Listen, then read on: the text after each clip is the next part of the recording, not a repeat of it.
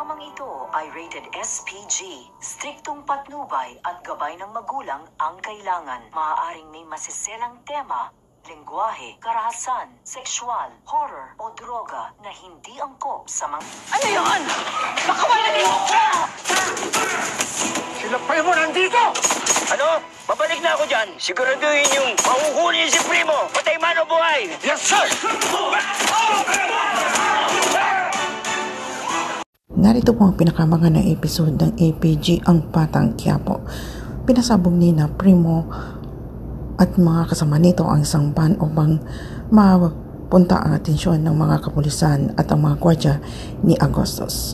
At nagkaroon na nga ng pagpapanik at dito nila niligtas si Amanda.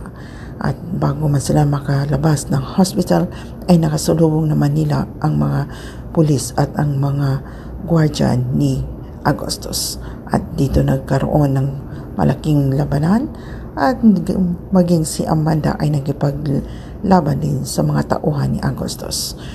At dito dinawagan na Malong si Agustus at sinabi nito na sinugod sila ni Primo. At galit naman itong si Agustus at sinabi dito kay Malong na kailangan niyang mahuli itong si Primo. At dumating na nga itong si Agustus. Ngunit huli na ang lahat dahil nakatakas na nga itong sina Amanda. At nanggagalaiti naman sa galit itong si Agustus at pinag-utos niya dito sa mga kapulisan na hulihin itong si Primo buhay man o patay.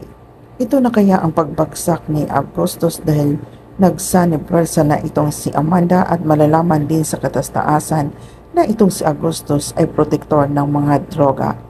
Kaya abangan po natin ang susunod na mga kabanata sa APG Ang Batang Quiapo. If you like this story, please subscribe, like, and share at bell na rin po ang notification para sa sunod na aking mga upload ay ma-notify po kayo.